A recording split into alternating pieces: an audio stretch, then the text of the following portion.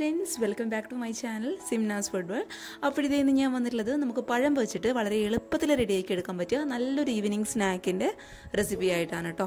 അപ്പോൾ വീട്ടിലുള്ള വെറും സാധാരണ ചേരുവകൾ മാത്രമേ നമുക്ക് ഈ ഒരു സ്നാക്ക് റെഡിയാക്കാൻ വേണ്ടിയിട്ട് ആവശ്യമുള്ളൂ. അപ്പോൾ എല്ലാവരും ഒന്ന് കണ്ടു നോക്കിയിട്ട് ട്രൈ ചെയ്ത് നോക്കുക.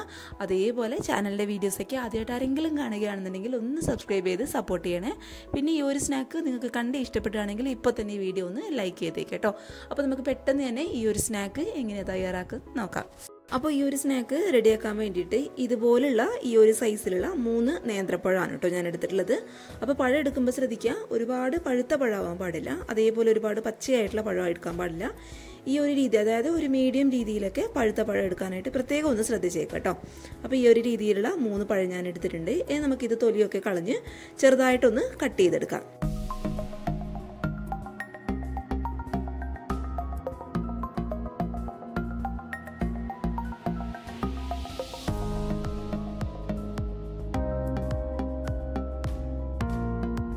ഇപ്പോഴത്തെ പഴം മുഴുവനായിട്ടും ഞാനിവിടെ കട്ട് ചെയ്തെടുത്തിട്ടുണ്ട്. ഇനി നമുക്ക് ഈ ഒരു പഴം പാനിലിട്ടിട്ട് ജസ്റ്റ് ഒന്ന് വഴറ്റിയെടുക്കണം കേട്ടോ. അപ്പോൾ വഴറ്റിയെടുക്കുന്നതിന് മുന്നേ ഇതിലോട്ട് ഒരു 1/2 ടീസ്പൂണോളം നെയ്യ് ഞാൻ ഒഴിച്ചു കൊടുക്കുന്നുണ്ട്. അപ്പോൾ നെയ്ക്ക് പകരമായിട്ട് നിങ്ങൾക്ക് വേണമെന്നുണ്ടെങ്കിൽ ഓയിലോ അല്ലാന്നുണ്ടെങ്കിൽ വെളിച്ചെണ്ണ ഉപയോഗിക്കാം. പക്ഷേ നെയ്യായിരിക്കും കുറച്ചും കൂടി നമ്മൾ പഴമൊക്കെ വഴറ്റിയെടുക്കുമ്പോൾ ടേസ്റ്റ് കൂടുതൽ കൊടുക്കുക കേട്ടോ. അപ്പോൾ അത് നിങ്ങളുടെ ഇഷ്ടത്തിനനുസരിച്ച് ചെയ്യുക.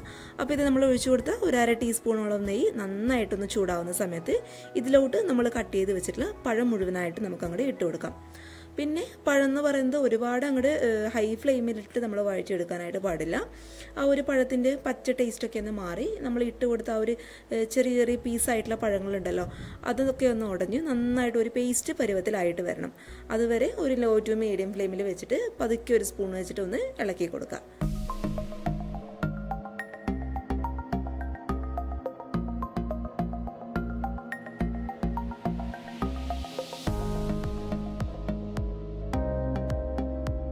നമ്മൾ ഇട്ട് കൊടുത്ത പഴം ഒന്ന് പകുതി വേവാവുന്ന സമയത്ത് ഇതിലോട്ട് ഒരു 5 ടീസ്പൂണോളം പഞ്ചസാര ഞാൻ ഇട്ട് കൊടുക്കുന്നുണ്ട്.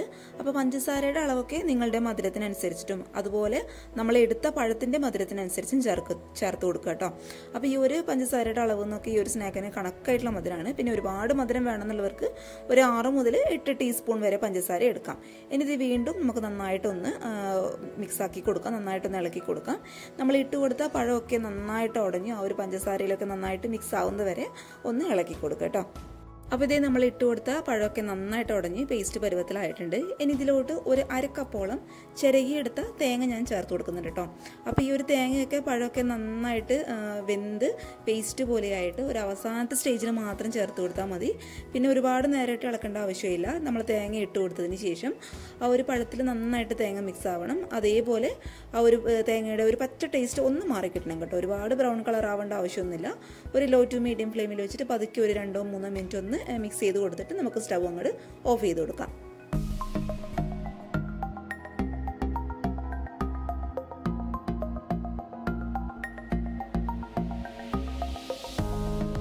അപ്പോൾ ആ ഒരു പഴത്തിൻ്റെ മിക്സ് ചൂടൊക്കെ ഒന്ന് ആറിക്കഴിഞ്ഞതിന് ശേഷം ഞാൻ മറ്റൊരു പ്ലേറ്റിലോട്ട് മാറ്റി കൊടുത്തിട്ടുണ്ട്. ഇനി ഇതിലോട്ട് ഒരു 3 ടീസ്പൂണോളം ഗോതമ്പ് പൊടിയും കൂടി ഞാൻ ചേർത്ത് കൊടുക്കുകയാണ്. എന്നിട്ട് ഇതെല്ലാം കൂടി നമുക്ക് നന്നായിട്ടൊന്ന് മിക്സ് ചെയ്ത് കൊടുക്കാം. കാരണം നമുക്ക് ഈ ഒരു പഴത്തിൻ്റെ മിക്സ് ഒന്ന് ഷേപ്പ് ചെയ്തെടുക്കണം. അപ്പോൾ നമ്മൾ പഴം മുഴുവനായിട്ട് അങ്ങ് ഷേപ്പ് ചെയ്ത് കൊടുക്കുകയാണെങ്കിൽ അത് ഷേപ്പായി കിട്ടാനായിട്ട് ഇച്ചിരി ബുദ്ധിമുട്ടായിരിക്കും. അപ്പോൾ നമ്മുടെ ഈ ഒരു മിക്സ് ഒന്ന് ടൈറ്റായി കിട്ടാൻ വേണ്ടിയിട്ടാണ് നമ്മൾ ഇതിലോട്ട് ഗോതമ്പ് പൊടി ചേർത്ത് കൊടുക്കുന്നത്. അപ്പോൾ നിങ്ങൾ എടുക്കുമ്പോൾ ശ്രദ്ധിക്കുക, നിങ്ങൾ എടുക്കുന്ന പഴത്തിൻ്റെ അളവിന് അനുസരിച്ചിട്ടിരിക്കും നമ്മൾ എടുത്ത ഗോതമ്പ് പൊടി ചേർത്ത് കൊടുക്കാൻ വേണ്ടിയിട്ട് കേട്ടോ. അപ്പോൾ നിങ്ങൾ ഒരുപാട് വലിപ്പമുള്ള, അതായത് ഒരുപാട് കൂടുതൽ പഴം എടുക്കുകയാണെന്നുണ്ടെങ്കിൽ കൂടുതൽ ഗോതമ്പ് പൊടി ചേർത്ത് കൊടുക്കുക. അതാ നിങ്ങൾ ഒരു പഴം അതുപോലെ 2 പഴമൊക്കെ വെച്ച് ചെയ്യുന്നവരാണെന്നുണ്ടെങ്കിൽ കുറച്ച് അതിനനുസരിച്ചിട്ട് ഗോതമ്പ് പൊടി ചേർത്ത് കൊടുക്കുക കേട്ടോ. അത് നിങ്ങൾ ചേർക്കുന്ന സമയത്ത് നിങ്ങൾക്ക് അതിൻ്റെ ആ ഒരു കറക്റ്റ് ട്രിക്ക് ഒന്ന് മനസ്സിലായിക്കോളും. ഇനി ഇതെല്ലാം കൂടി നമുക്ക് നന്നായിട്ടൊന്ന് കുഴച്ചെടുക്കാം. പിന്നെ കുഴച്ചെടുക്കുന്ന സമയത്ത് നമ്മൾ പഴം ആയതുകൊണ്ട് കയ്യിൽ ഒട്ടിപ്പിടിക്കുന്ന അങ്ങനെയുള്ളൊരു ചാൻസ് ഉണ്ടെന്നുണ്ടെങ്കിൽ കുറച്ച് ഓയിലോ അല്ലാന്നുണ്ടെങ്കിൽ നെയ്യോ അതേപോലെ വെളിച്ചെണ്ണ തടവി കൊടുത്തിട്ട് നന്നായിട്ട് നല്ല സോഫ്റ്റായിട്ടൊന്ന് കുഴച്ചെടുക്കുക. അപ്പോൾ ഇതെല്ലാം കൂടി ഇതുപോലെ നന്നായിട്ട് നല്ല സോഫ്റ്റായിട്ട് ഞാൻ കുഴച്ചെടുത്തിട്ടുണ്ട്. ഇനി ഇത് നമുക്കൊന്ന് ഷേപ്പ് ചെയ്തെടുക്കണം. അതിന് വേണ്ടിയിട്ട് ഈ ഒരു മാവിൽ നിന്ന് കുറച്ച് ഭാഗം മാത്രം എടുത്തിട്ട് കൈയുടെ അടിയിൽ വെച്ചിട്ട് നന്നായിട്ടൊന്ന് റോൾ ചെയ്തെടുക്കുക. അപ്പോൾ റോൾ ചെയ്യുന്ന സമയത്ത് അതിൽ ക്രാക്ക് ഒന്നും ഉണ്ടാവാൻ പാടില്ല കേട്ടോ. ക്രാക്ക് ഉണ്ടായിക്കഴിഞ്ഞാൽ നമ്മൾ എണ്ണയിലിടുന്ന സമയത്ത് ഒരുപാട് എണ്ണ കുടിക്കാനുള്ള ചാൻസ് ഉണ്ട്. അപ്പോൾ അതൊന്നും ശ്രദ്ധിച്ചേക്കണേ. കൈയുടെ അടിയിൽ വെച്ചിട്ട് നന്നായിട്ടൊന്ന് സോഫ്റ്റായിട്ടൊന്ന് റോൾ ചെയ്യാന്നുണ്ടെങ്കിൽ ക്രാക്ക് നമുക്ക് പരമാവധി ഒന്ന് ഒഴിവാക്കാനായിട്ട് പറ്റും. ഇനി ഇത് നിങ്ങൾക്ക് പല ഷേപ്പിൽ റോൾ ചെയ്ത്, അതായത് പല ഷേപ്പിലാക്കി എടുക്കാം കേട്ടോ. ഞാനിപ്പോൾ ഒരു റെക്റ്റാങ്കിൾ ഷേപ്പിലാണ് ആക്കിയെടുക്കുന്നത്. അപ്പോൾ നിങ്ങൾക്ക് വേണമെന്നുണ്ടെങ്കിൽ റൗണ്ട് ഷേപ്പിലാക്കിയെടുക്കാം, അല്ലാന്നുണ്ടെങ്കിൽ കട്ട് ചെയ്തിട്ട് സ്ക്വയർ ഷേപ്പിലാക്കിയെടുക്കാം, ഡയമണ്ട് ഷേപ്പിലാക്കിയെടുക്കാം, നിങ്ങളുടെ ഇഷ്ടത്തിനനുസരിച്ചിട്ട് ചെയ്യാം.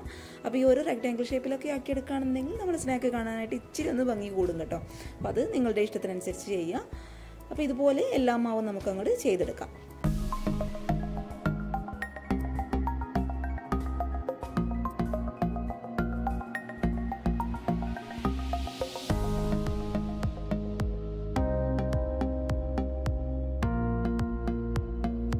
അപ്പോൾ ആ ഒരു പഴത്തിൻ്റെ മിക്സ് മുഴുവനായിട്ട് ഞാനിത് ഇതേപോലെ ഒന്ന് ഷേപ്പ് ചെയ്തെടുത്തിട്ടുണ്ട്. ഇനി ഇത് നമുക്ക് അങ്ങോട്ട് മാറ്റി വയ്ക്കാം കേട്ടോ. ഇനി ഇതേ മറ്റൊരു പാത്രത്തിൽ കുറച്ച് റസ്ക് ഞാനൊന്ന് പൊടിച്ചെടുത്തിട്ടുണ്ട്. അപ്പോൾ റസ്കിന് പകരമായിട്ട് നിങ്ങൾക്ക് വേണമെന്നുണ്ടെങ്കിൽ ബ്രെഡ് ക്രംസ് ഉപയോഗിക്കാം. പിന്നെ റസ്ക് പൊടിച്ചെടുക്കുന്ന സമയത്ത് ശ്രദ്ധിക്കുക, ഒരുപാട് അങ്ങോട്ട് ഫൈൻ പൗഡറായിട്ട് പൊടിച്ചെടുക്കേണ്ട ആവശ്യമില്ല. ചെറിയ ചെറിയ തരികളോട് കൂടി വേണം നമ്മൾ റസ്ക് പൊടിച്ചെടുക്കാൻ വേണ്ടിയിട്ട്. ഇനി ഇതേ മറ്റൊരു പാത്രത്തിൽ ഒരു 2 ടീസ്പൂണോളം മൈദ ഞാൻ ഇട്ട് കൊടുക്കുന്നുണ്ട്. അപ്പോൾ മൈദക്ക് പകരമായിട്ട് നിങ്ങൾക്ക് വേണമെന്നുണ്ടെങ്കിൽ നമ്മൾ നേരത്തെ ഉപയോഗിച്ച പോലെ ഗോതമ്പ് പൊടി എടുക്കാം കേട്ടോ. ഇനി അതിലോട്ട് ഒരു 1/4 ഗ്ലാസ് വെള്ളവും കൂടി ഒഴിച്ചിട്ട് നന്നായിട്ടൊന്ന് മിക്സ് ചെയ്ത് കൊടുക്കാം. ഒരു ലൂസായിട്ടുള്ള ബാറ്ററായിട്ടാണ് നമുക്കിത് റെഡിയാക്കി എടുക്കാൻ വേണ്ടിയിട്ട്. ഇത് ജസ്റ്റ് നമുക്ക് ഈ ഒരു പഴത്തിലിട്ടിട്ടൊന്ന് കോട്ട് ചെയ്തെടുക്കണം. അപ്പോൾ അതിന് വേണ്ടിയിട്ടാണ് നമ്മളിത് റെഡിയാക്കി എടുക്കുന്നത് കേട്ടോ. ഒരുപാട് കട്ടി വേണ്ട, ഇതുപോലെ ഒന്ന് ലൂസാക്കി എടുത്താൽ മാത്രം മതി. ഇനി നമ്മൾ ഷേപ്പ് ചെയ്തെടുത്ത ഈ ഒരു പഴത്തിൻ്റെ മാവ് ആദ്യം നമ്മൾ മൈദയുടെ ഈ ഒരു മിക്സിലിട്ട് ജസ്റ്റ് ഒന്ന് കോട്ട് ചെയ്തെടുക്കുക. എന്നിട്ട് ഈ ഒരു റസ്കിൻ്റെ പൊടിയിലിട്ടിട്ട് നന്നായിട്ടൊന്ന് റോൾ ചെയ്തെടുക്കുക കേട്ടോ. മൈദയിലിടുമ്പോൾ നമ്മൾ ശ്രദ്ധിക്കുക, ഒരുപാട് നേരം ഇട്ട് വെച്ചെന്ന് കഴിഞ്ഞാൽ നമ്മുടെ പഴം ആകെ മൊത്തം അങ്ങോട്ട് കുതിർന്നു പോകും. അതുകൊണ്ട് ആ ഒരു റസ്കിൻ്റെ പൊടി ഒന്ന് കോട്ടായി കിട്ടാൻ വേണ്ടിയിട്ട് മാത്രം ഒന്ന് ഈ ഒരു പഴം നമ്മുടെ മൈദയുടെ മിക്സിയിലിട്ട് ഒന്ന് ജസ്റ്റ് ഒന്ന് കോട്ട് ചെയ്ത് കൊടുക്കുക. അതിനുശേഷം ഈ ഒരു റസ്കിൻ്റെ പൊടിയിലിട്ടിട്ടാണ് നമ്മൾ നല്ലോണം കോട്ട് ചെയ്തെടുക്കാൻ വേണ്ടിയിട്ട്. അപ്പോൾ ഈ ഒരു രീതിയിൽ എല്ലാം അങ്ങോട്ട് ചെയ്തെടുക്കുക കേട്ടോ.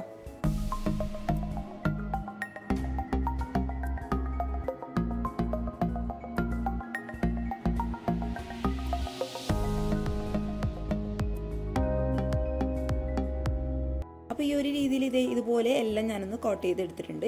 ഇനി ഇത് ചൂടുള്ള എണ്ണയിലിട്ട് നമുക്ക് നന്നായിട്ടൊന്ന് ഫ്രൈ ചെയ്തെടുക്കണം. അപ്പോൾ ഫ്രൈ ചെയ്തെടുക്കുമ്പോൾ ശ്രദ്ധിക്കുക, നമ്മളുടെ എണ്ണ നന്നായിട്ട് ചൂടാവണം. എന്നിട്ട് നമ്മളിത് ഇട്ട് കൊടുക്കുന്ന സമയത്ത് ഒരു മീഡിയം ഫ്ലെയിമിലോട്ട് മാറ്റുക. അല്ലാന്നുണ്ടെങ്കിൽ നമ്മൾ ഇതിൽ കോട്ട് ചെയ്തെടുത്തിട്ട് റസ്കിൻ്റെ പൊടിയോ അല്ലാന്നുണ്ടെങ്കിൽ നിങ്ങൾ ബ്രെഡ് ക്രംസ് ആണ് ചേർക്കുന്നതെങ്കിൽ അതാണെങ്കിലും പെട്ടെന്ന് അങ്ങോട്ട് കരിഞ്ഞു പോവുകയും ചെയ്യും.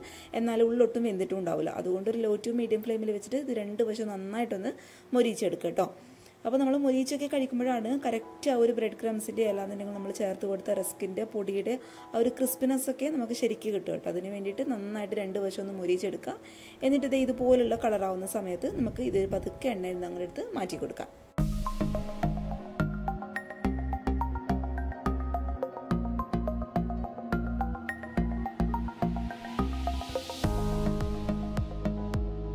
അപ്പോൾ ഇതേ മുഴുവനായിട്ട് ഞാനിവിടെ ഫ്രൈ ചെയ്തെടുത്തിട്ടുണ്ട്. നല്ല ടേസ്റ്റാണ് കേട്ടോ കഴിക്കാൻ വേണ്ടിയിട്ട്. നമ്മൾ റസ്കിൻ്റെ പൊടിയൊക്കെ ചേർത്ത് കൊടുത്തുകൊണ്ട് പുറമേ നല്ല ക്രിസ്പിയും അതുപോലെ ഉള്ളിൽ നല്ല എക്സ്ട്രാ സോഫ്റ്റും ആയിട്ടുള്ള നല്ലൊരു ടീ ടൈം സ്നാക്കാണ് കേട്ടോ. അപ്പോൾ എല്ലാവരും ഒന്ന് ട്രൈ ചെയ്ത് നോക്കുക. എന്നിട്ട് നിങ്ങളുടെ അഭിപ്രായങ്ങൾ മറക്കാതെ ഒന്ന് കമൻറ്റ് ബോക്സിൽ അറിയിക്കുക. അതേപോലെ ഈ ഒരു റെസിപ്പി ഇഷ്ടപ്പെട്ടാൽ വീഡിയോ ഇപ്പത്തിനൊന്ന് മറക്കാതെ ലൈക്ക് ചെയ്തേക്കാം കേട്ടോ. അതേപോലെ ചാനലിലെ വീഡിയോസൊക്കെ ആദ്യമായിട്ട് ആരെങ്കിലും കാണുകയാണെന്നുണ്ടെങ്കിൽ ഒന്ന് സബ്സ്ക്രൈബ് ചെയ്ത് സപ്പോർട്ട് ചെയ്യണേ. പിന്നെ ഈ ഒരു വീഡിയോ ഇഷ്ടപ്പെട്ടാൽ നിങ്ങളുടെ ഫാമിലിയും ഫ്രണ്ട്സൊക്കെ ആയിട്ട് നിങ്ങളൊന്ന് ഷെയർ ചെയ്ത് കൊടുക്കുകയാണെന്നുണ്ടെങ്കിൽ എനിക്ക് ഒരുപാട് ഉപകാരമാകും കേട്ടോ. അപ്പോൾ നാളെ ഒരു നല്ല വീഡിയോ ആയിട്ട് കാണും വരെ thank you for watching Simna's food world. By.